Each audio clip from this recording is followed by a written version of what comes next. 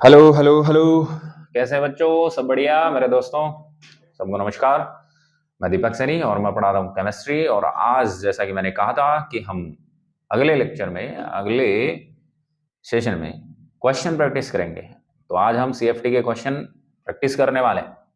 पर मैंने देखा कुछ दिन से बच्चों के कमेंट आ रहे थे कि सर आपने ऑफलाइन कोचिंग्स क्यों छोड़ दी वगैरह वगैरह। तो देखो बेटा, सब होता रहता है ऐसा।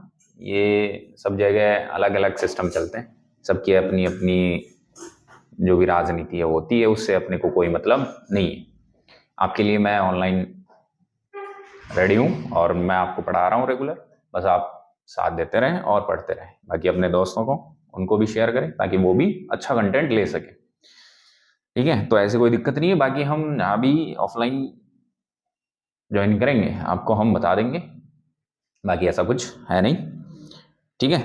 तो आप आ जाएं और सीधे अपने क्वेश्चन पे फोकस करें। क्लियर? तो देखो, काफी अच्छे क्वेश्चन है और शुरू से लास्ट तक हमें देखते रहना है ताकि सीएफटी का जो पूरा टॉपिक है वो इन क्वेश्चन में ही खत्म कर दूं मैं। तो बस आप ध्यान से देखते रहें। ठीक है? तो चलो हम स्टार्ट कर लेते हैं क्वेश्चन को। तो देखो, पहला क्वेश्चन आपकी स्क्रीन के सामने आने वाला है और ये रहा फर्स्ट क्वेश्चन। फर्स्ट क्वेश्चन क्या कह रहा है? ध्यान से पढ़ो इसको। पढ़ो लो एक बार। क्वेश्चन फर्स्ट कह रहा है क्या? कि द कंडीशन क्या है? द कंडीशन, एक बार हम कलर चेंज कर दें बेटा इसका। ओके, ओके, ये कर लेते हैं। ठीक है? और थोड़ी साइज बढ़ा देते हैं इसकी। तो ये है the condition and consequence that favors the T2G3 EZ1 configuration in metal complex R। यानी कि सिंपल सी बात यह है कि इन चार ऑप्शन में से, इन कंडीशंस में से कौन सी कंडीशन ऐसी है जो इस इलेक्ट्रॉनिक कॉन्फ़िगरेशन के लिए फेवरेबल है। ठीक है? इस इलेक्ट्रॉनिक कॉन्फ़िगरेशन के लिए क्या है? फेवरेबल। आगे बात समझ में? यानी कि देखो, 3 और 1 4, यानी कि डी जो है उसमें कितने इलेक्ट्रॉन है बेटा? 4 इलेक्ट्रॉन है। अब इन 4 इलेक्ट्रॉनों को T2G में 3 जाने और EZ में 1 जाने। तो अब एक बात बताओ मुझे, जैसे मान लो कि हम बात कर लेते हैं कि हमारे पास ये 5 क्या हैं? डी ऑर्बिटल्स हैं। 1 2 3 4 5। ठीक है? अब इनका स्प्लिटिंग हो गया। क्या हो गया बेटा? स्प्लिटिंग। और ध्यान से देखो, नीचे जो है ऑक्टाहाइड्रल के कंडीशन में अगर हम बात करें तो नीचे होते हैं T2G और ऊपर जो है वो होते हैं बेटा क्या? EZ। तो ये हाई एनर्जी है और ये लो एनर्जी। अब इलेक्ट्रॉन फीलिंग होती है दो कंडीशन में, एक स्ट्रॉन्ग फील्ड में, एक वीक फील्ड में। तो सबसे पहले हम बात करते हैं स्ट्रॉन्ग फील्ड लिगेंड की। तो देखो, ये मैंने इलेक्ट्रॉन फीलिंग आपको बता रखी है कि स्ट्रॉन्ग फील्ड लिगेंड में क्या होगा। पहले सिंगल लो एनर्जी में, फिर इलेक्ट्रॉन है वो इजी में ना जाने के बजाय यहीं पे क्या कर जाएगा? पेयरिंग कर जाएगा। यहीं पे क्या कर जाएगा? पेयरिंग। क्यों? क्योंकि स्ट्रॉन्ग फील्ड लिगेंड है वो क्या कराते हैं? पेयरिंग कराते हैं। क्या कराते हैं? पेयरिंग। समझ गए? तो जैसे ही पेयरिंग हुई तो यहां पर इलेक्ट्रॉनिक कॉन्फ़िगरेशन क्या हो गया बेटा? इलेक्ट्रॉनिक कॉन्फ़िगरेशन हो गया T2G4 और EZ0। तो ये वाली कंडीशन तो देखो, यहां है T2G3 EZ1, जबकि ये वाली कंडीशन में तो ये बनेगा, मतलब SFL तो नहीं होगा, स्ट्रॉन्ग फील्ड लिगेंड नहीं होगा, तो फिर वीक फील्ड तो होगा ही होगा। और वो भी चेक कर लेते हैं। आ जाओ, 1 2 3 4 5 और D4 है 1 2 3 4, क्योंकि डी में 4 है टोटल, दिख रहे हैं यहां से। 3 यहां और 1 यहां, तो टोटल कितने हो गए? 4। तो अब इसका स्प्लिटिंग हम करेंगे तो ऊपर आएगा इजी, नीचे आएगा यहां T2G। समझ गए? तो अब यहां जो T2G है उसमें इलेक्ट्रॉन फीलिंग करते हैं। तो देखो, पहले 1 2 3 सिंगल हो गए। अब अगला इलेक्ट्रॉन इजी में जाए कि यहां पेयरिंग करे, तो देखो यहां पर WFL लिया हमने, तो यहां पेयरिंग नहीं होगी। ठीक है? तो पेयरिंग नॉट अकर, तो यहां पेयरिंग होगी नहीं। पेयरिंग होगी नहीं तो इलेक्ट्रॉन कहाँ पहुंच जाएगा, यहाँ। तो यहां से आपको दिख रहा होगा कि इलेक्ट्रॉनिक जो कॉन्फ़िगरेशन है बेटा वो क्या हो गया, T2G3 और EZ1 हो गया क्या। देखो T2G में 3 है और EZ में 1 है, समझ में आ गई होगी। यानी कि यहां पर कंडीशन क्या होनी चाहिए, देखो WFL वीक फील्ड लिगेंड, और वीक फील्ड लिगेंड की कंडीशन में कौन से और कॉम्प्लेक्स बनते हैं, लो स्पिन की हाई स्पिन, वीक फील्ड तो वहां बनते हैं हाई स्पिन। क्या बनते हैं बेटा, हाई स्पिन कॉम्प्लेक्स बनते हैं, ये हम पहले भी पढ़ चुके हैं। तो वीक फील्ड लिगेंड की कंडीशन में हाई स्पिन कॉम्प्लेक्स बनेंगे। तो वीक फील्ड लिगेंड होना चाहिए, तो देखो वीक फील्ड लिगेंड है, और हाई स्पिन कॉम्प्लेक्स होना चाहिए, बिल्कुल हाई स्पिन कॉम्प्लेक्स है। तो अपना आंसर क्या आ जाएगा बेटा, सी। अच्छा क्वेश्चन था, मस्त क्वेश्चन था। तो पहला क्वेश्चन आपकी समझ में आया कि नहीं आया, आ गया। तो ये एक क्वेश्चन अपना यहां होता है कंप्लीट। अब हम अपने नेक्स्ट क्वेश्चन पे चलने वाले हैं, और ध्यान से देखो क्वेश्चन नंबर 2 ये रहा। अब इसको ढंग से पढ़ो बेटा। क्वेश्चन नंबर 2 क्या कह रहा है कि the electronic configuration of an octahedral CO second, यानी कि ऑक्टाहाइड्रल। देखो सबसे पहले तो क्या कह रहा है, ऑक्टाहाइड्रल क्या कह रहा है, ऑक्टाहाइड्रल, जिसके अंदर अगर हम कोऑर्डिनेशन नंबर CN की बात करें तो ऑक्टाहाइड्रल में कितनी होती है बेटा, 6, क्योंकि 6 जब बॉन्ड बनेंगे तभी क्या बनता है, ऑक्टाहाइड्रल। और इसका OS भी दे रखा है, तो CO जो है उसकी OS क्या दे दी, OS दे दी बेटा +K2। तो यहां पर अपने पास क्या हो गया, CO+2। अब CO+2 का इलेक्ट्रॉनिक कॉन्फ़िगरेशन क्या होने वाला है वो भी देख लेते हैं। तो CO+2 देखो ऑर्गन होता है CO 3D। देखो अगर CO की बात करते हैं तो CO का होता है ऑर्गन 3D 7 और बेटा 4s2। अब +2 आया है, इसका मतलब D7 रह गया और 4s 0 हो गया। सही बात है, कोई दिक्कत नहीं। तो CO+2 का इलेक्ट्रॉनिक कॉन्फ़िगरेशन अपने पास ये आ गया। अब आगे क्या कर रहा है, हैविंग मैग्नेटिक मोमेंट 3.95 bm, यानी कि अब ध्यान से देखो उसका जो मैग्नेटिक मोमेंट है म्यू वो कितना होगा, होना चाहिए 3.95 बोहर मैग्नेटॉन होना चाहिए।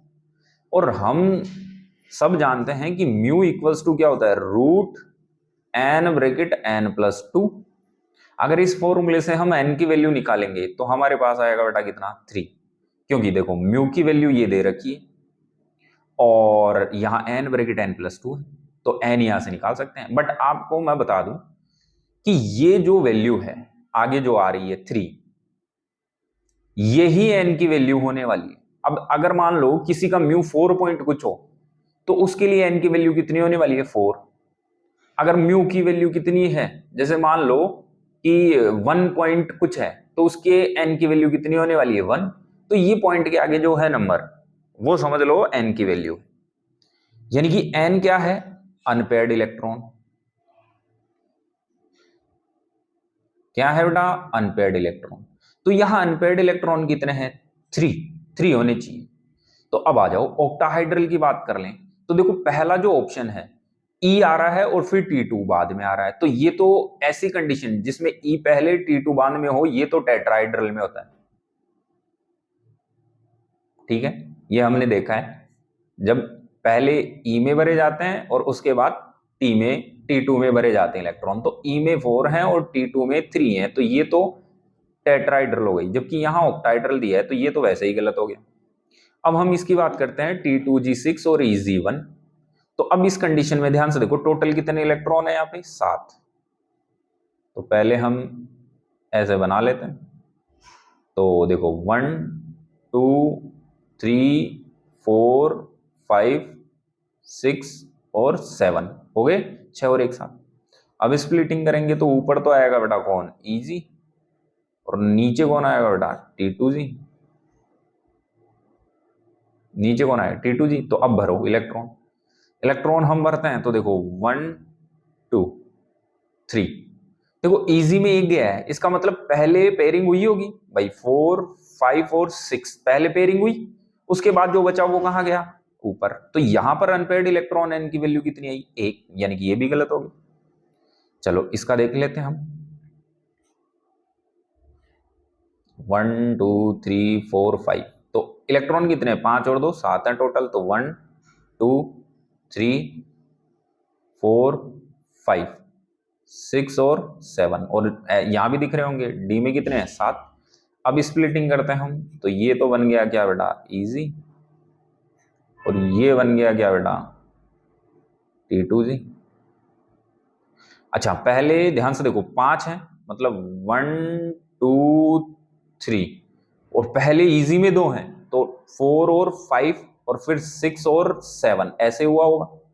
भाई पहले इजी में गए इलेक्ट्रॉन, पेयरिंग नहीं हुई, फिर वापस कहाँ है, पेयरिंग में यहाँ है। तो इस कंडीशन में इलेक्ट्रॉनिक कॉन्फ़िगरेशन क्या हुआ है, T2Z5। देखो बिल्कुल T2Z में कितने हो गए, 2 2 4 1 5, तो T2Z तो 5 हो गए, और इजी में कितने हो गए, 2 गए। तो इलेक्ट्रॉनिक कॉन्फ़िगरेशन तो क्या अनपेयर्ड इलेक्ट्रॉन, n की वैल्यू 3 आ रही है, बिल्कुल 2 ये 1 ये, तो n की वैल्यू कितनी आ गई, 3। जबकि T2G3 के अंदर ऐसा है नहीं, तो आंसर अपना कौन सा आ जाएगा, सी। समझ में आ गया होगा अच्छे से, बिल्कुल। अगर समझ में आ गया है तो देखो लाइक शेयर और सब्सक्राइब रुकने नहीं चाहिए, और लाइक तो धड़ाधड़ कर दो भाई, इतना अच्छा कंटेंट मिल रहा है, इतने अच्छे तरीके से हम समझा रहे हैं, तो लाइक शेयर तो बनता है, ठीक है। चलो तो ये अगला क्वेश्चन, सेकंड क्वेश्चन हमने क्या कर लिया है, कंप्लीट। इसके बाद हम अपने थर्ड क्वेश्चन पे चलने वाले हैं, और ये रहा वो क्वेश्चन आपकी स्क्रीन पे, मिल गया क्वेश्चन। अब क्वेश्चन क्या कह रहा है उसको ढंग से देखो बेटा। क्वेश्चन आपको कह रहा है the correct order of following complexes in terms of their crystal field stabilisation energy, यानी कि आपको CFSE बतानी है, CFSE के ऑर्डर में इनको अरेंज करना है। अब यहां पर हम बात करें तो देखो मेटल तो सेम है, CO सब में, ओके मेटल सेम है। OS चेक कर लेते हैं, आ जाओ बेटा। तो मेटल जो है CO, ठीक है, उसकी OS, तो यहां पर अगर हम बात करें तो बेटा इसकी OS +K 2 है, ओके। फिर हम अगर यहां की बात करें तो बेटा इसकी OS +K, यहां भी +K 2 है। फिर अगर मैं यहां की बात करूं तो बेटा इसकी OS +K 3 है, और फिर मैं यहां की बात करूं तो बेटा इसकी OS +K 3 है, ओके। ये भी अच्छी बात है, बढ़िया है, ये तो समझ में आ गया सर। फिर देखो अगर OS के हिसाब से हम चेक करें तो ये दोनों हैं वो ज्यादा होने चाहिए, सही बात है। अब इनके अंदर ध्यान से देखो, अब इन दोनों के अंदर ये En है, ये NH3 है, यहां भी डोनर नाइट्रोजन है, यहां भी डोनर कौन है, नाइट्रोजन, ये भी ऑक्टाहाइड्रल है, ये भी ऑक्टाहाइड्रल है। साइज भी सॉरी लिगेंड की स्ट्रेंथ चेक करते हैं। देखो डोनर सेम हो गए, डोनर तो नाइट्रोजन नाइट्रोजन है, पर स्ट्रेंथ अलग है इसकी। अच्छा कोऑर्डिनेशन नंबर ध्यान से देखो, En बाइडेंटेड लिगेंड होता है, तो इसकी जो कोऑर्डिनेशन नंबर है वो 6 होगी, और इसकी भी कोऑर्डिनेशन नंबर कितनी है, 6। तो कोऑर्डिनेशन नंबर यानी कि जो कॉम्प्लेक्स बनेगा वो ऑक्टाहाइड्रल बनेगा, तो दोनों ही ऑक्टाहाइड्रल हैं। चलो ऑक्टाहाइड्रल से तो काम नहीं होगा, दोनों की OS भी 3 3 है, तो इससे भी हम डिसाइड नहीं कर सकते। दोनों ही सेम D सीरीज के एलिमेंट है, 3D सीरीज के सेम है, तो इससे भी मतलब नहीं है। तो बचा कौन, बचा कौन, बचा अपने पास है क्या, इनकी स्ट्रेंथ। और स्ट्रेंथ के अंदर आप को जो मैंने स्पेक्ट्रोकेमिकल सीरीज बताई है उसमें जाके देखेंगे, जो En होता है उसकी जो स्ट्रेंथ है वो NH3 से क्या होती है, ज्यादा। तो अगर स्ट्रेंथ ज्यादा होगी तो मैंने कहा था कि जो CFSE है वो डायरेक्ट प्रोपोर्शनल होती है स्ट्रेंथ ऑफ लिगेंड, क्या होती है, स्ट्रेंथ ऑफ लिगेंड। तो CFSE स्ट्रेंथ इसकी ज्यादा है, तो बिल्कुल इसकी CFSE क्या होगी, ज्यादा। अच्छा ये तो अच्छा हुआ। फिर इससे कम इसकी हो जाएगी, क्योंकि OS देखो +3 है, और इससे कम इसकी स्ट्रेंथ होती है, ठीक है। अच्छा अब यहां दोनों में देखो स्ट्रेंथ तो सेम है, 6 कोऑर्डिनेशन नंबर भी हैं, यानी कि दोनों ही ऑक्टाहाइड्रल होंगे, बट इसका चार्ज कम है, बिल्कुल सही है। तो ये +3 वाला ज्यादा, तो देखो ये तो ज्यादा हो गया, किसकी वजह से, लिगेंड की स्ट्रेंथ। फिर ये इससे कम हो गया, ये चार्ज, देखो लिगेंड तो सेम है तो स्ट्रेंथ भी सेम है, ज्योमेट्री भी ऑक्टाहाइड्रल है, एलिमेंट भी सेम है, तो फिर हम चेक करेंगे ओएस। तो ओएस इसकी 2, इसकी 3, तो जिसकी ओएस ज्यादा, तो ये भी बताया था मैंने CFSE direct proportional to OS, तो ओएस ज्यादा है तो इसकी ज्यादा हो गई, सही है, फिर इसकी कम हो गई। फिर ध्यान से देखो, दोनों की ओएस तो सेम है, लिगेंड भी सेम है, यानी कि strength same, OS same, metal भी सेम है दोनों, तो बच गया कौन सा? ज्योमेट्री, कॉम्प्लेक्स का टाइप। तो यहां कोऑर्डिनेशन नंबर कितना है? 4, तो ये टेट्राहाइड्रल होगा बेटा। क्या होगा? टेट्राहाइड्रल। और टेट्राहाइड्रल की जो CFSE है डेल टी, वो कम होती है किससे? डेलो से। और डेलो कम होती है किससे? डेल SP स्क्वायर प्लेनर से। तो यहां से हम क्लियर कर सकते हैं कि ऑक्टाहाइड्रल की ज्यादा होगी, टेट्राहाइड्रल की कम होगी, तो ये टेट्राहाइड्रल है। तो सीधा सीधा आंसर क्या आ गया बेटा? 1। ज्यादा सोचने की जरूरत है ही नहीं। क्लियर हुआ कि नहीं हुआ? तो आप एक काम करो, इनके अंदर आप कंपेयर करो भाई। इसमें CN 6 यानी कि octahedral, metal same, OS same, तो बच गया एक फैक्टर, क्या बताओ? स्ट्रेंथ लिगेंड की। तो इसमें ज्यादा है स्ट्रेंथ और इसकी कम है, तो जिससे आंसर आए वो कॉन्सेप्ट यहां हमें लगा देना है। फिर अब यहां देखो, लिगेंड भी सेम हो गए, स्ट्रेंथ भी सेम, ज्योमेट्री भी ऑक्टाहाइड्रल ऑक्टाहाइड्रल हो गई दोनों, मेटल भी सेम हो गई, तो फिर उसके बाद ओएस से चेक कर लिया कि इसकी ज्यादा है तो जिसकी ओएस ज्यादा। क्लियर हुआ? तो ये अच्छा क्वेश्चन था। क्लियर? चलो अब हम अगले क्वेश्चन पे बढ़ने वाले हैं। तो अपना अगला क्वेश्चन ये रहा आपके सामने, क्या कि विच, क्वेश्चन पढ़ो ढंग से, which of the following complex Delo will be equal to 0, यानी कि किसकी जो डेलो है वो 0 होने वाली है। तो अब ये हमें कैलकुलेट करना पड़ेगा। तो सबसे पहले इसकी ओएस चेक करो, आ जाओ। तो इसकी अगर हम ओएस चेक करेंगे तो इसकी ओएस आ जाएगी बेटा +3। अब +3 आ गई तो Fe +3 हो गया, और Fe+3 का इलेक्ट्रॉनिक विन्यास क्या हो जाएगा? इलेक्ट्रॉनिक कॉन्फ़िगरेशन 3d3 और सॉरी ऑर्गन 3d5, और आगे 4s0 हो जाएगा। वैसे 3d6 4s2 होना चाहिए था, पर 2 यहां से गए, 1 यहां से, तो 3d5 बच गया। क्लियर? Fe का क्या होना चाहिए था? इलेक्ट्रॉनिक कॉन्फ़िगरेशन, देखो आप सब जानते हो, 3d6 और 4s2, पर +3 आया, इसका मतलब 2 यहां से गए, 1 यहां से गया, अब d5 बच गए। तो अब इसका हम CFSE देखते हैं, आ जाओ। तो 1 2 3 4 5, तो 1 2 3 4 5, चलो इजी देखो, ये रहा, और ये बन जाएगा क्या? T2G, क्योंकि कोऑर्डिनेशन नंबर कितना है? 6, तो ऑक्टाहाइड्रल बनेगा, तो ये बन गया T2G। तो अब बताओ, इलेक्ट्रॉन भरेंगे तो 1 2 3। अब यहां SCN जो है, ठीक है, वो क्या है? WFL लिखा रखा है मैंने, वीक फील्ड लिगेंड। और अगर हम यहां WFL की कंडीशन देखें तो पेयरिंग नहीं होगी, यानी कि अगले इलेक्ट्रॉन यहां जाएंगे। अब इनकी CFSE का फॉर्मूला मैंने बता रखा है आपको, क्या बता रखा है बताओ? ये वाला X इंटू -0.4 डेलो प्लस Y 0.6 डेलो प्लस Z इंटू पी। तो रख दो वैल्यू। X क्या है? नंबर ऑफ इलेक्ट्रॉन कितने हैं यहाँ? 3 इंटू -0.4 डेलो प्लस Y कितने हैं? 2, 0.6 डेलो इंटू Z की वैल्यू क्या होगी? देखो इधर कोई पेयर नहीं है, इधर भी कोई पेयर नहीं है, तो Z की वैल्यू क्या होगी? 0 इंटू पी। तो फाइनली यहां से -1.2 आया डेलो, और यहां से +1.2 डेलो, और ये ओवरऑल क्या हो गया? 0। तो यहां से स्टेबलाइजेशन एनर्जी क्या गई? 0। ऐसे ही आप इसका भी निकाल सकते हो। तो बताओ यहाँ Fe क्या होगा? वही Fe+3 में होगा।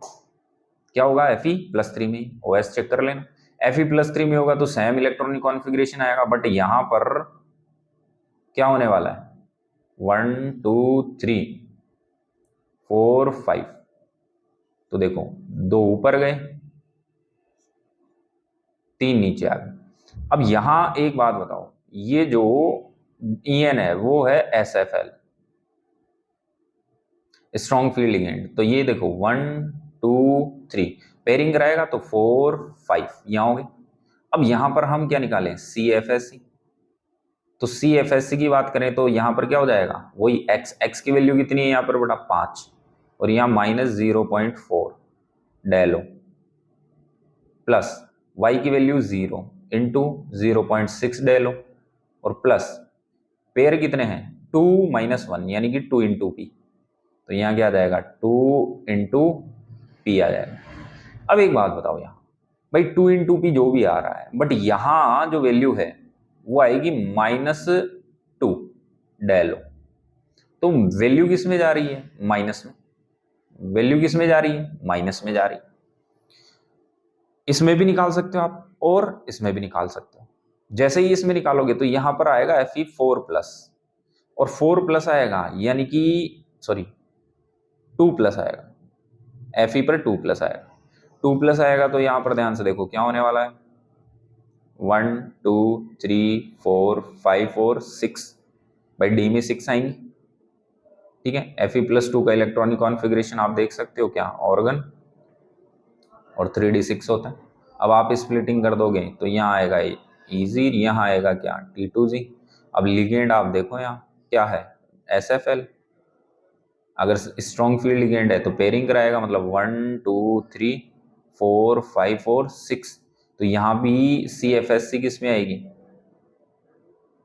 माइनस में, सॉरी माइनस में, ओके ओके एक मिनट, और साथ में यहाँ क्या है 2 इंटू पी भी तो है और यहाँ भी माइनस इंटू 2 इंटू पी है, तो यहाँ पर पेयरिंग एनर्जी दे तो हम इसका जो सॉल्यूशन है वो कर सकते हैं। बट यहाँ CFSC कितनी है इसकी 0।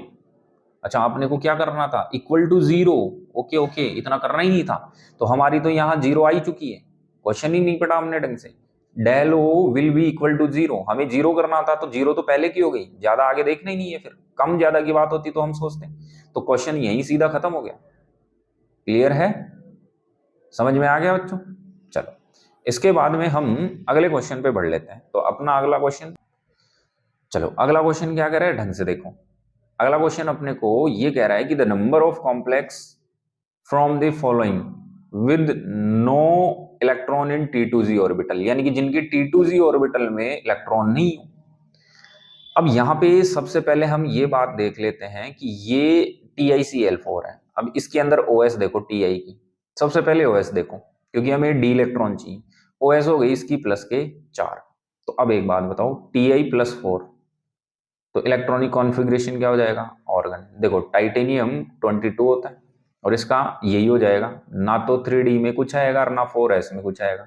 जब डी में कोई इलेक्ट्रॉन ही नहीं है तो T2G में तो इलेक्ट्रॉन मतलब ही नहीं है, तो एक तो ये हो गया कि इसमें कोई इलेक्ट्रॉन नहीं है। MnO4 देखो पोटेशियम पर मैग्नेट KMnO4 का नाम सुना है, अगर मैं K को हटा दूं तो क्या बन जाएगा बताओ MnO4-। अब MnO4- में Mn की OS कितनी हो गई +7। अब Mn अगर +7 हो गया तो अब इसका इलेक्ट्रॉनिक कॉन्फ़िगरेशन लिखो तो Mn 25 होता है, तो इसका इलेक्ट्रॉनिक कॉन्फ़िगरेशन हो जाएगा ऑर्गन। वैसे तो देखो 3D 5 और 4s2 होना चाहिए Mn का, बट Mn+7 का क्या हो जाएगा Mn+7 का हो जाएगा ऑर्गन ओनली सीधा, यानी कि यहाँ भी डी में कोई इलेक्ट्रॉन नहीं है ना एस में कोई इलेक्ट्रॉन है, तो यहाँ भी T2 में इलेक्ट्रॉन नहीं होंगे, तो एक ही हो जाएगा। अब FeO4 2- में, इसमें भी देखो आप FeO4 2- में Fe की OS कितनी होगी प्लस के 6। तो एक बात बताओ Fe का इलेक्ट्रॉनिक कॉन्फ़िगरेशन क्या हो गया ऑर्गन 3d6 4s2, यही हुआ Fe का 3d6 4s2 बिल्कुल। तो यहां से एक बात बताओ Fe का 26 होता है, हाँ, तो अब यहां से Fe+6 हुआ, Fe+6 का मतलब क्या हो गया ऑर्गन 3d, देखो 2 यहां से गए और 4 यहां से, तो 3d2 बच गए। ओके, तो अब इस कंडीशन में आप ध्यान से देखो ये FeO4 प्लस के 2 है। ओके, तो यहां पर ध्यान से देखो T2 ऑर्बिटल्स, T2 ऑर्बिटल्स, तो T2 ऑर्बिटल्स में यहां D में 2 आएंगे, बिल्कुल आएंगे, देखते हैं एक बार। Okay okay okay Fe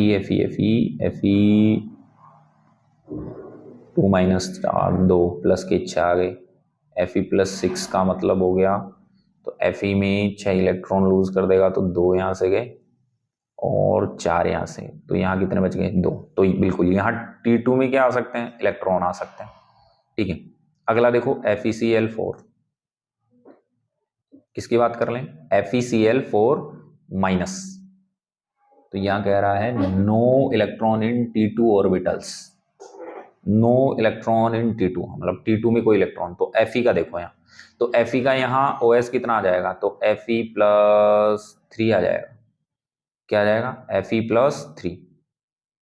okay, Fe+3 के अंदर इलेक्ट्रॉनिक कॉन्फ़िगरेशन क्या आ जाएगा, ऑर्गन 3D, और 2 3, तो 3D 5।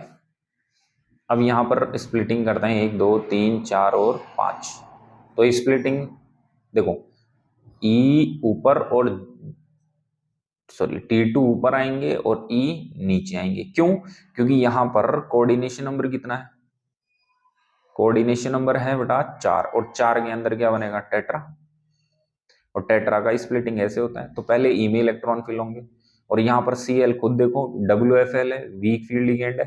तो वीक फील्ड लिगेंड है, तो यहाँ पर क्या हो जाएगा, 1 2 3 4 5। तो देखो 1 2 3 4 5 और 6, तो यहाँ T2 में इलेक्ट्रॉन है, तो यहाँ तो है। क्लियर। इसके बाद में इसमें देखते हैं हम COCl4 2 माइनस, तो इसमें CO+2 हो जाएगा, और CO+2 हो जाएगा, मतलब D7। ओके, तो इसमें भी होंगे, यानी कि इसमें भी हैं और इसमें भी हैं। तो किस में नहीं होंगे, एक तो इसमें नहीं होंगे, इसमें नहीं होंगे, और Fe, तो E में इलेक्ट्रॉन आएंगे बेटा इसमें। तो इसमें बचे कितने, देखो ध्यान से, D2। तो पहले E में इलेक्ट्रॉन आएंगे 2, तो यानी कि 1 2 3, तो अपना आंसर कौन सा आएगा, 3। तो 3 ऐसे कॉम्प्लेक्स हैं। देखो अभी अभी हमने इसमें देखा D में कितने बचते हैं, 2, तो D में 2 बचेंगे, तो इलेक्ट्रॉन कैसे फिल होगा, 1 और 2। तो E में आए, T2 में नहीं आए, तो 3 आंसर आ जाएगा। क्लियर है। चलो, तो एक क्वेश्चन और ढंग से देख लो, इनको अच्छे से समझ लो, सारी चीजें चेक करनी है। चलो, इसके बाद में हम अगले क्वेश्चन पे चल लेते हैं। ये रहा अपना अगला क्वेश्चन। क्वेश्चन क्या कर रहा है, ध्यान से देखो कि आयरन का OS कितना है, 3 कॉम्प्लेक्स है, जिसका फॉर्मूला ये है, जहां X ये है और Y ये है। ठीक है, has no electron in EG, जहां इजी में कोई इलेक्ट्रॉन नहीं है। ठीक है, orbital, then the value of X+Y।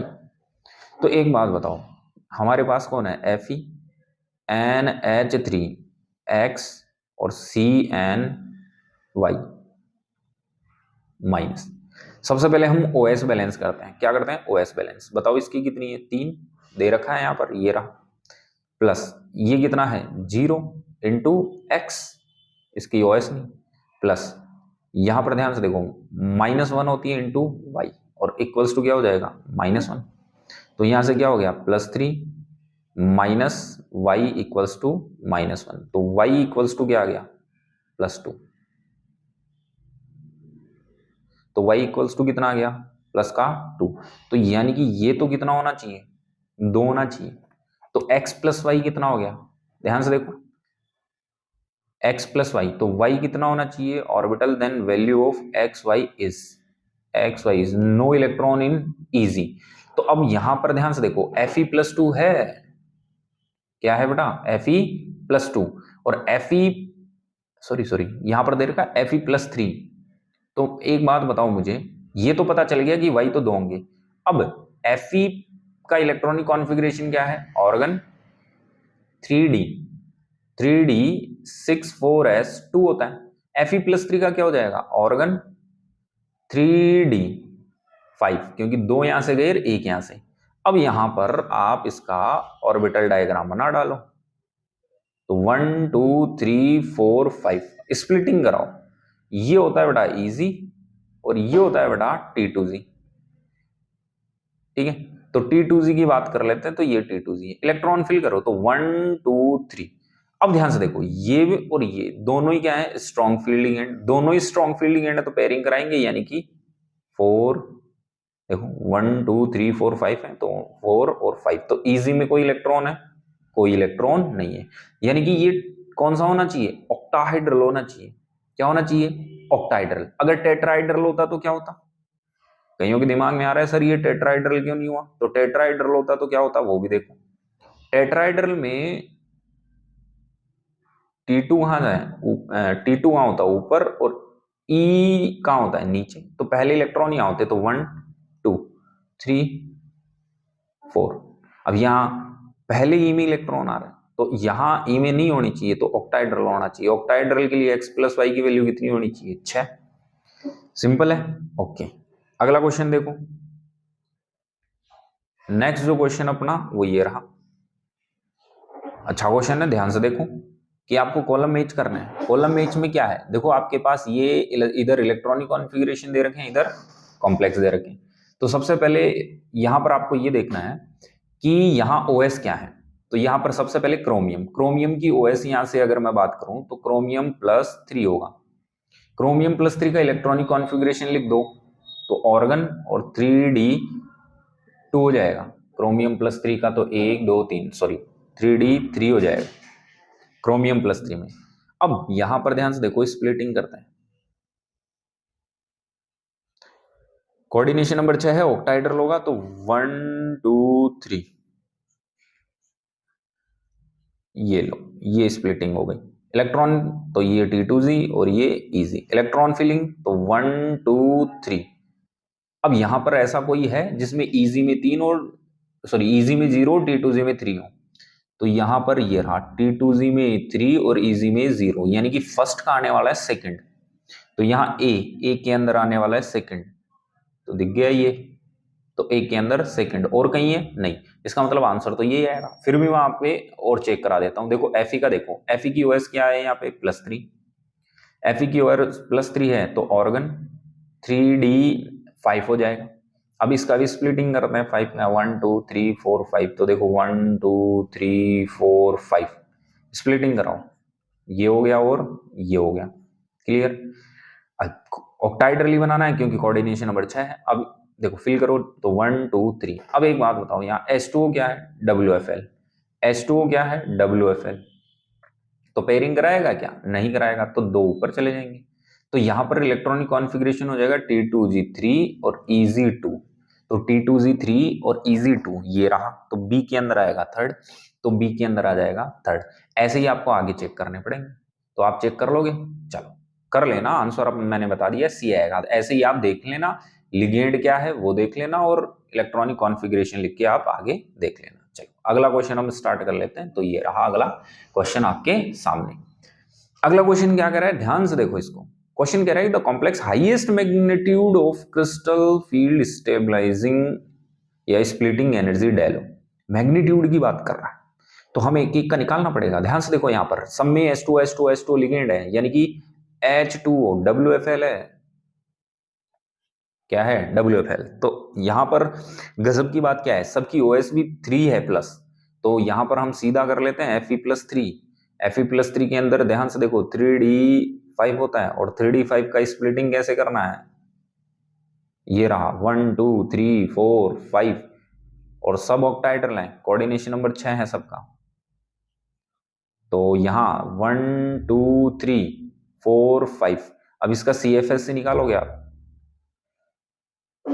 इसका क्या निकालोगे? CFSC। Clear?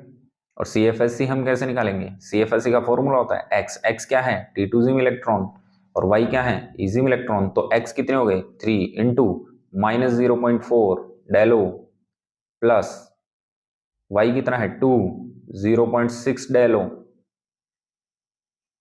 Plus z into P. तो z की वैल्यू तो वैसे भी क्या हो गई? 0। तो फाइनली यहाँ कितना आ गया? -1.2 डेलो, और उधर कितना आ गया? +1.2 डेलो। तो 0 हो गई, तो ये तो 0 है। ऐसे ही इसमें ध्यान से देखो, इसमें mn+3 का मतलब mn+3 का मतलब 3d4। 3d4 आ जाएंगे तो क्या हो जाएगा? 1 2 3 4। ये लो, तो 1 2 3 और 4। तो इस कंडीशन में क्या हो जाएगा? ध्यान से देखो, 3 इंटू 0.4 माइनस के डेलो, और यहाँ प्लस 0 सॉरी y कितना है? 1, और 0.6 डेलो। z 0 हो गया, पेयरिंग है नहीं, तो यहाँ पर कितना आ गया? -1.2 डेलो और +0.6 डेलो। तो फाइनली कितना आ गया? तो मैग्नीट्यूड सॉरी, तो फाइनली कितना आ गया यहाँ पे? ये आ जाएगा 1.2 और 0.6, तो यहाँ आ जाएगा -0.6, -0.6। तो वैसे तो अगर हम मैग्नीट्यूड की बात करें, किसकी बात करें, मैग्नीट्यूड, हाईएस्ट मैग्नीट्यूड, ठीक है, तो हमें साइन से कोई मतलब नहीं है, तो ये 0 है, इसका 0.6 है माइनस में। अगला हम चेक कर लेते हैं, इसको चेक करते हैं क्रोमियम को, तो क्रोमियम +3, तो 3d3 हो जाएगा। और इस 3d3 के अंदर क्या हो जाएगा, देखो 1 2 3 4 और सॉरी 3d3 है ना, तो ये हो गए, स्प्लिटिंग करा दो, इजी और T2Z, इलेक्ट्रॉन 1 2 3, तो इस बार क्या होगा 0.4 सॉरी 3 इंटू -0.4 हो जाएगा डेलो, और आगे सब क्या होगा 0 0, क्योंकि इधर भी कोई नहीं है, पेयरिंग भी नहीं है, तो यहां पर कितना आ गया -1.2 डेलो। और अगर ऐसे ही आप इसमें निकालोगे तो टाइटेनियम +3, इसका आएगा 3d1, और इसके अंदर स्टेबलाइजेशन एनर्जी आएगी -0.4। तो मैग्नीट्यूड सबसे ज्यादा किसका आएगा, इसका 1.2, इसका 0.6, इसका 0, इसका 0.4, तो मैग्नीट्यूड 1.2 आएगा, मतलब सी आंसर आएगा। समझ गए होंगे, ऐसे आपको चेक करना है। तो ऐसे ही सारे क्वेश्चन है, और आए हुए क्वेश्चन है, अच्छे क्वेश्चन है। अगला क्वेश्चन देखो, स्टेबलाइजेशन एनर्जी निकालनी है आपको, क्या निकालनी है, स्टेबलाइजेशन एनर्जी, निकाल के देख लो एक बार भाई, इसका निकालो। तो कॉपर की ओएस कितनी हो गई +K2, तो Cu क्या हो गया, चलो, तो Cu क्या हो गया +2, और Cu+2 का मतलब क्या हो गया, ऑर्गन 3d9। ऑर्गन 3d9 का अगर हम बात करें तो यहाँ 1 2 3 4 5 6 7 8 9 स्प्लिटिंग करा देते हैं, ये लो। तो स्प्लिटिंग हम अगर यहाँ करा दें तो यहाँ पर ध्यान से देखो 1 2 3, और यहाँ NH3 स्ट्रॉन्ग है तो पेयरिंग कराएगा पहले, तो 4 5 6 7 8 और 9। अब इस CFS से निकालेंगे तो यहाँ पर देखो T2Z में कितने हो गए 6, तो 6 इंटू -0.4 डालो, ठीक है, और फिर +3 इंटू 0.6 डालो, प्लस Z कितना हो गया 1 2 3 4, तो इधर भी कितने 1 2 3 4, तो 4 - 4 0, तो 0 इंटू P, तो फाइनली -2.4 ये हो गया, प्लस 1.8 ये हो गया डेलो, और ये भी डेलो, तो फाइनली कितना बच गया, तो बच गया -0.6 डेलो। यानी कि एक के अंदर एक ही आएगा, तो एक के अंदर एक आएगा, एक के अंदर एक आएगा, तो ये और ये आंसर होंगे। अब हमें बी को मैच करना है, बी को आप मैच करो, तो बी में मैच करोगे तो टाइटेनियम +3 मतलब कितना आ गया,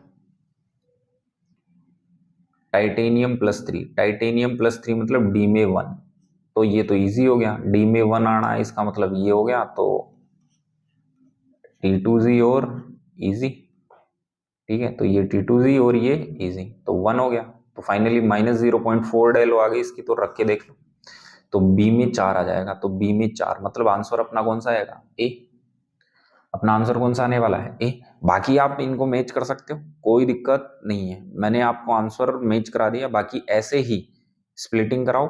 देखो इसके अंदर तो हाँ ये था, पेयरिंग होती पर है नहीं, तो पेयरिंग हो वहां पर ध्यान से देखना, लिगेंड को चेक करा, जैसे यहाँ हमने पहले पेयरिंग की फिर ऊपर गए, तो ऐसे चेक कर सकते हो।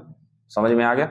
अगला क्वेश्चन देखो, ये रहा, क्या है, which of the following complex which is largest splitting D orbitals, यानी कि डेल ओ किसकी ज्यादा है, ठीक है, हम चेक करते हैं। देखो सब में मेटल सेम हो गई, ओके, ओएस चेक करते हैं तो सबकी ओएस भी, तो मेटल सेम, मेटल सेम, फिर हम बात करते हैं क्या ओएस, वो भी सेम। फिर अगर हम क्या करते हैं ज्योमेट्री देखते हैं, तो ज्योमेट्री भी सबकी क्या हो गई सेम, कौन सी ऑक्टाइड्रल, क्यों, सबका जो कोऑर्डिनेशन नंबर है वो कितना है 6, देखो ये बाइडेंटेट है तो 3 इंटू 2 6 6 6 और 6, बस केवल एक चीज स्ट्रेंथ बची, और स्ट्रेंथ में अगर मैं कहूं तो Cn की ज्यादा होती है, फिर किसकी होती है NH3 की कम होती है, फिर उसके बाद में C2O4, और फिर उसके बाद में फ्लोरीन। तो अब यहाँ पर आपको लार्जेस्ट, तो जो ज्यादा है, तो हमने ये भी देखा है कि CFSC जो होती है वो डायरेक्ट प्रोपोर्शनल होती है किसके बेटा, स्ट्रेंथ के। तो जिसकी स्ट्रेंथ ज्यादा उसकी CFSC ज्यादा, यानी कि डेलो ज्यादा। तो CN मतलब ये रहा, तो इसकी CFSC क्या आने वाली है, सबसे ज्यादा। तो इसका आंसर अपने पास क्या जाएगा, बी। समझ गए होंगे, बढ़िया। अगर समझ गए तो फिर हम चलते हैं अपने अगले क्वेश्चन पे। अपना अगला क्वेश्चन ये रहा, देखो अच्छा क्वेश्चन है, ध्यान से देखो, अलग टाइप का क्वेश्चन है। देखो पहले ये कोऑर्डिनेशन एंटिटी दे रखी है और वेवलेंथ दे रखी है, तो हम सीधी सी बात जानते हैं, ऐसा क्वेश्चन हमने किया है। CFSC क्या होती है, इनवर्स प्रोपोर्शनल लैम्बडा। तो जिसकी CFSC ज्यादा उसकी लैम्बडा कम, तो हमें इसकी CFSC चेक करनी है। आ जाओ, और शायद हमने देखा भी है यहाँ पे अभी। भाई ये तो कौन सा हो गया, टेट्राहाइड्रल। तो इसकी तो CFSC क्या होने वाली है, सबसे कम। सही है कि नहीं। और यहां पर ध्यान से देखो, A, B, C, यहां पर स्ट्रेंथ क्या है, स्ट्रेंथ देख लो एक बार इनकी। स्ट्रेंथ सबसे ज्यादा CN की होगी यहां पर जो है, उसके बाद में NH3 की होगी, उसके बाद में H2O की होगी, और उसके बाद में Cl की होगी। ठीक है, चलो तो यहां पर ध्यान से देखो बेटा, तो C जो है, देखो इन तीनों में मेटल सेम है, CO तीनों में OS भी क्या आने वाली है, सेम। तीनों ही ऑक्टाहाइड्रल हैं क्योंकि कोऑर्डिनेशन नंबर 6 है। तो स्ट्रेंथ से अगर हम देखें तो CFSC किसकी ज्यादा होने वाली बेटा, C की। और जिसकी CFSC ज्यादा उसका लैम्बडा सबसे कम। तो इन चारों में से सबसे ज्यादा CFSC किसकी होने वाली है, C की। तो इसकी लैम्बडा सबसे कम आएगी, और इनमें सबसे लैम्बडा कम कौन है, 310। यानी कि हम बात करें तो C में आने वाला है 1, और C में आने वाला है 1। तो हमारे पास C में एकमात्र एक जगह। तो देखो क्वेश्चन तो यहीं खत्म हो गया। फिर भी मैं देखो तो C में कितना आ गया, 1। उसके बाद इसको देखो, तो इसके बाद जो CFSC कम होगी वो किसकी होगी, इसकी। तो इसकी लैम्बडा थोड़ी ज्यादा होगी, तो थोड़ी ज्यादा ये, तो B में आ गया 2। तो B में आ गया 2। उसके बाद में ध्यान से देखो, इसकी CFSC थोड़ी कम होगी क्योंकि ये सभी ऑक्टाइड्रल है, ये टेट्राहाइड्रल की CFSC सबसे कम है। तो इससे तो ज्यादा होगी, इसकी ज्यादा होगी, तो 535। ए में देख लो 3rd, और डी में देख लो 4। सिंपल है, तो क्वेश्चन यही खत्म हो गया, बहुत इजी क्वेश्चन था। चलो अब हम अगले क्वेश्चन पे चल लेते हैं। तो ऐसे क्वेश्चन आ सकते हैं बेटा, कोई दिक्कत नहीं। अगला क्वेश्चन देखो, ये रहा, which of the following can not be explained by the crystal field theory. यानी कि हम क्रिस्टल फील्ड थ्योरी से किसको एक्सप्लेन नहीं कर सकते हैं। देखो स्टेबिलिटी बता सकते हैं, मैंने बताया है। Magnetic property of transition complex बिल्कुल म्यू निकाल सकते हैं, अनपेयर्ड और पेयर्ड इलेक्ट्रॉन जो है वो हमें पता चल रहा है। कलर मेटल बिल्कुल हम CFT से हम कलर समझाते हैं। जबकि स्पेक्ट्रोकेमिकल सीरीज कहाँ आती है, VBT में बात आती है। तो किसको नहीं समझा सकते हम ये। तो आंसर अपना कौन सा हो जाएगा, A। क्लियर। तो सिंपल सा था, थ्योरेटिकल क्वेश्चन था। अगला देखो, ये रहा अगला क्वेश्चन। अगला क्वेश्चन क्या है, 4D4 मेटल आयन, पढ़ो। 4D4 metal ion in octahedral field the correct electronic configuration is. अब यहां दो चीजें हैं, एक डेलो कम हो P से। देखो डेलो कम हो P पेयरिंग एनर्जी से, यानी कि डेलो पेयरिंग एनर्जी कम है। तो बताओ पेयरिंग होगी कि नहीं होगी, नहीं होगी, स्प्लिटिंग होगी। यानी कि ये WFL की कंडीशन हो गई, वीक फील्ड लिगेंड की कंडीशन हो गई। दूसरा, डेलो ज्यादा है P से, यानी कि पेयरिंग कम है, डेलो ज्यादा है, यानी कि यहाँ पेयरिंग होगी। तो ये क्या हो गई, SFL की कंडीशन, ये बता रखी है मैंने, जाके देख लेना। अब ध्यान से देखो, D4 है, D4 का मतलब ये रहा 1 2 3 4। तो D4 क्या हो गया, 1 2 3 4। तो ये D4 हो गया। D4 स्प्लिटिंग देखो 1 2, ऑक्टाहाइड्रल कह रहा है उसमें, पहले का है ऑक्टाहाइड्रल में, तो T2Z का आएंगे नीचे, EZ का आएगा ऊपर। तो इलेक्ट्रॉन फिलिंग 1 2 3, 4 कहां पहुंच जाएगा, ऊपर। 4 कहां पहुंच जाएगा, ऊपर। तो बताओ WFL यानी कि डेलो कम हो P से, तो इस कंडीशन में इलेक्ट्रॉनिक कॉन्फ़िगरेशन क्या होगा, इलेक्ट्रॉनिक कॉन्फ़िगरेशन हो गया T2G3 EG1। तो T2G3 T2, देखो ये तो होगा नहीं E, ये तो टेट्राहाइड्रल में। तो T2G3 EG1 इस कंडीशन में कब होगा, जब डेलो कम होगी इससे, P से। डेलो कम होगी इससे P से। समझ में आ गया? इस कंडीशन में नहीं हो सकता क्योंकि यहाँ पेयरिंग नहीं होगी, तो ये तो गलत हो गया भाई। T2G4 नहीं हो सकता, क्यों? क्योंकि वीक फील्ड लिगेंड है इस कंडीशन में, और ये पेयरिंग नहीं कराएगा तो T2G4 वैसे नहीं होगा। समझ में आ गई क्या बात? अरे बोलो हाँ कि ना। इसको देख लो, ये भी नहीं होगा। तो अपने ही ध्यान से देखो, इसको देख लो, वीक फील्ड लिगेंड, तो ये हो जाएगा T2G3G1, यानी कि आंसर अपना कौन सा आ गया? डी। ठीक है, तो अपना आंसर कौन सा आ गया? डी आ गया। तो सिंपल है। अगला क्वेश्चन देखो। अगला क्वेश्चन अपना ये रहा, the correct order of intensity of colour of the compound, यानी कि जो कलर की इंटेंसिटी है। तो देखो इंटेंसिटी जो है वो इनवर्स प्रोपोर्शनल होती है, मैं आपको बता देता हूं CFSC के। अच्छे अच्छे क्वेश्चन है सारे, और आपके बहुत ही काम के हैं, शायद ऐसे क्वेश्चन कोई कराते भी नहीं होंगे, इसलिए मैं करा रहा हूं आपको। इंटेंसिटी CFSC की क्या होती है? इनवर्स। तो हमें CFSC देखना है, तो हमें CFSC चेक करनी है। तो अब जरा ध्यान से देखो, ये CN4, ये H2O6, यानी कि इसके अंदर एक तो ऑक्टाहेड्रल है और बाकी दोनों क्या है? टेट्रा। ठीक है, बाकी दोनों क्या है? टेट्रा। ये क्या हो गया? चल, बाकी ये दोनों क्या है बताओ? टेट्रा। टेट्राइडल, ये ऑक्टाइडल। तो हम सब जानते हैं कि ऑक्टा की जो CFSC है वो टेट्रा से क्या होती है? ज्यादा, यानी कि इनके अंदर CFSC सबसे ज्यादा किसकी होने वाली है? ये पता है आपको? बताओ जरा, किसकी होने वाली है CFSC? एक मिनट, एक मिनट, एक मिनट, एक मिनट, एक मिनट, यहां पर एक और चीज, टेट्रा नहीं है भाई। ओके, यहां पर एक और चीज, यहां पर एक और चीज, थोड़ा सा ध्यान दे। देखो, ये ओनली टेट्रा होगा और ये स्क्वायर प्लेनर होगा। अब देख लो, मैंने करा रखे हैं ये। तो सबसे ज्यादा डेल एसपी की होती है, तो स्क्वायर प्लेनर कौन सा है? ये। तो ध्यान से देखो, ये तो हो गई क्या? CFSC, और CFSC का अपोजिट इंटेंसिटी, तो जिसकी टेट्राहाइड्रल की, यानी कि NiCl4, इसकी ज्यादा।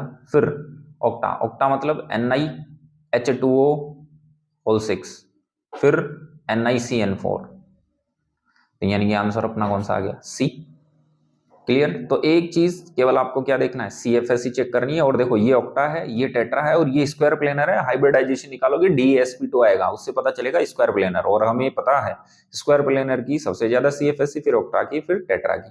तो इनका जस्ट अपोजिट ऑर्डर हो जाएगा इंटेंसिटी। क्लियर है? तो अगला क्वेश्चन ये देखो। अगला क्वेश्चन क्या है बेटा? ध्यान से देखो, transition metal complex with highest value of the crystal field splitting, ये हाईएस्ट, हाईएस्ट, हाईएस्ट। यहां पर ध्यान से देखो, यहां पर देखो लिगेंड क्या है। देखो, अब हमें CFSC को अफेक्ट करने वाले, प्रभावित करने वाले कारक देखने हैं। लिगेंड सेम है, बहुत अच्छी बात। ज्योमेट्री भी सेम है। ज्योमेट्री कितनी है? ऑक्टाहेड्रल। कौन सी है? ऑक्टाहेड्रल। देखो 6, कोऑर्डिनेशन नंबर 6 है, और सबकी OS, OS भी सबकी क्या है? +3। तो केवल एक चीज रही, क्या? D series element. क्या रहा? D series element. और हम सब जानते हैं कि जो CFSC है,